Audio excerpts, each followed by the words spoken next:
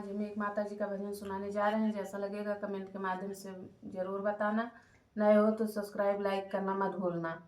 राधे राधे। ललकी चुनरिया ओढ़ाई दा हो, नजरा गईली मैया, नजरा गईली मैया। ललकी चुनरिया ओढ़ाई दा हो, नजरा गईली मैया, नजरा गईली मैया। मैया के मांगो में सिंदूरा सोहे, मैया के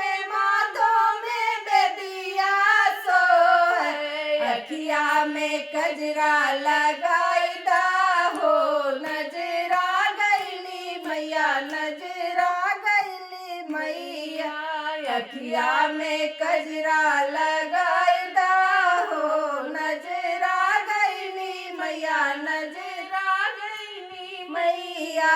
मैया के हाथों में कंगना सोहे, मैया के हाथों में चूड़िया सोहे, हाथवा में मेहंदी लगाई दा हो, नजरा गईली मैया, नजरा गईली मैया।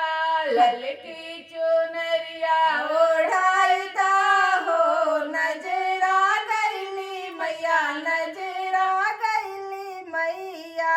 मैया के पाँव में पायल सोहे, मैया के पाँव में पायल बिछुआ सोहे, पौआ में रंगना लगाई दा हो, नजरा गईली मैया, नजरा गईली मैया।